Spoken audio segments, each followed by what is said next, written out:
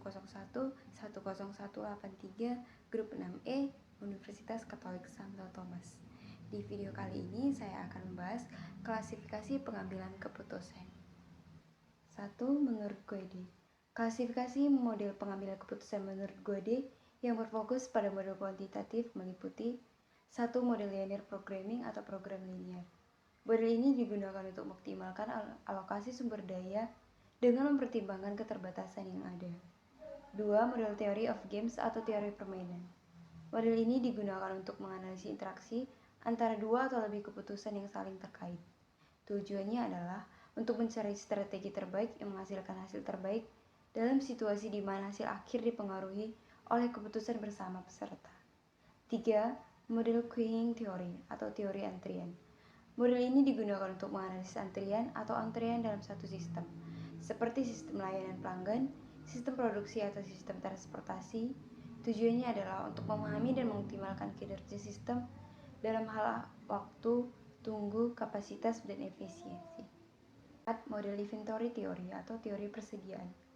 Model ini digunakan untuk mengoptimalkan keputusan terkait persediaan barang atau bahan dalam suatu organisasi atau sistem. Tujuannya adalah untuk mengurangi biaya persediaan sambil mempertahankan level layanan yang memadai. 5. Memadai decision analysis atau analisis keputusan. Model ini melibatkan penggunaan teknik, statistik, dan matematika untuk menganalisis risiko dan ketidakpastian dalam pengambilan keputusan. Tujuannya adalah untuk mengidentifikasi, menganalisis, dan mengevaluasi berbagai alternatif keputusan dengan mempertimbangkan kemungkinan hasil dan preferensi. Klasifikasi model pengambilan keputusan menurut Guede yang berfokus pada model kualitatif meliputi 1. Model sistem politik. Model ini mempertimbangkan faktor-faktor politik yang mempengaruhi pengambilan keputusan seperti kepentingan kelompok, tekanan politik, dan proses pengambilan keputusan yang demokratis atau otoriter. 2. Model psikologis dan perilaku.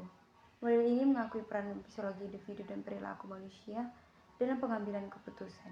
Ini mencakup aspek-aspek seperti motivasi emosi, persepsi, dan kebebasan yang mempengaruhi preferensi dan keputusan individu. 3. Model antropologi dan sosial budaya. Model ini mempertimbangkan faktor-faktor budaya, nilai-nilai, norma-norma, dan tradisi yang mempengaruhi pengambilan keputusan dalam suatu masyarakat atau kelompok budaya tertentu. 4. Model komunikasi dan interaksi. Model ini mempertimbangkan peran komunikasi, negosiasi, dan interaksi antara individu atau kelompok dalam membentuk dan mempengaruhi pengambilan keputusan. 5. Model lingkungan dan ekologis. Model ini mengakui dampak lingkungan fisik, ekologi, dan keberlanjutan terhadap pengambilan keputusan, baik dalam konteks bisnis maupun kebijakan publik. 2. Menurut Goellet dan Hicks. Klasifikasi model pengambilan keputusan menurut Goellet dan Hicks yang merupakan model probabilitas biasanya mencakup 1. Teori probabilitas. Model ini menggunakan konsep probabilitas untuk memperkirakan kemungkinan hasil dari berbagai alternatif keputusan. Dalam konteks ini, keputusan dianggap sebagai variabel acak dan probabilitas digunakan untuk memperkirakan kemungkinan hasil yang berbeda. 2. Model Markov.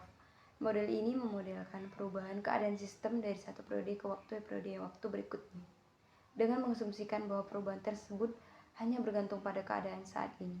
Biasanya digunakan dalam situasi di mana keputusan sebelumnya mempengaruhi keputusan di masa depan. Berikutnya, klasifikasi model pengambilan keputusan menurut Goellet dan Hicks yang menggunakan konsep nilai harapan. Dengan menggunakan konsep nilai harapan, pengambilan keputusan dapat membuat keputusan yang lebih terinformasi dengan memperhitungkan probabilitas dan dampak dari berbagai alternatif keputusan. Antaranya, model utilitas, teori probabilitas, model Markov, model regresi. Berikutnya, klasifikasi model pengambilan keputusan menurut Goellet dan Hicks metode matriks. 1. Matriks keputusan. Model ini menggunakan matriks untuk memetakan alternatif keputusan dan kriteria evaluasi.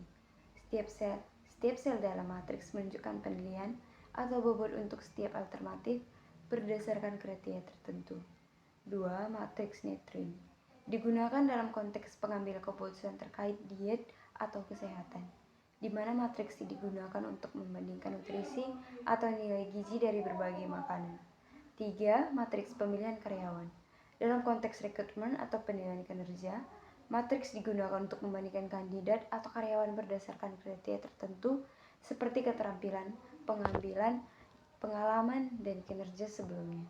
4. Matriks pemilihan proyek digunakan dalam manajemen proyek untuk membandingkan proyek-proyek yang berbeda berdasarkan kriteria seperti biaya, waktu, risiko, dan manfaat yang diharapkan.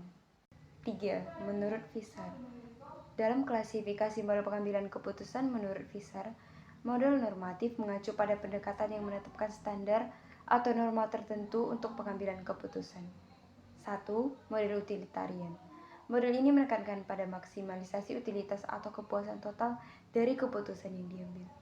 2. Model etika. Model ini berfokus pada prinsip-prinsip etika atau moral dalam pengambilan keputusan. 3. Model rasionalitas. Model ini mengasumsikan bahwa pengambilan keputusan bertindak secara rasional dengan mengevaluasi semua informasi yang tersedia. 4. Model ekspektasi.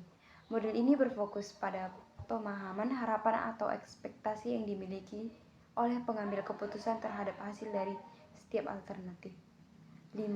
Model konsensus. Model ini menekankan pada pencarian kesepakatan atau konsensus di antara pihak-pihak yang terlibat dalam pengambilan keputusan. Berikutnya, dalam klasifikasi model pengambilan keputusan menurut Visar, model deskriptif mengacu pada pendekatan yang menjelaskan bagaimana pengambilan keputusan sebenarnya terjadi dalam kehidupan nyata tanpa menetapkan standar atau norma tertentu. 1. Model pengambilan keputusan heuristik. Model ini menjelaskan bagaimana orang menggunakan aturan praktis atau heuristik dalam pengambilan keputusan. 2. Pengambilan keputusan berbasis pengalaman. Model ini menyoroti pengaruh pengalaman dan pembelajaran dari pengalaman sebelumnya dalam pengambilan keputusan. 3. Pengambil keputusan berbasis emosi.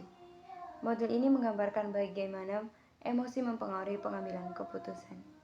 4. Model pengambilan keputusan berbasis persepsi risiko. Model ini menjelaskan bagaimana persepsi risiko individu mempengaruhi pengambilan keputusan.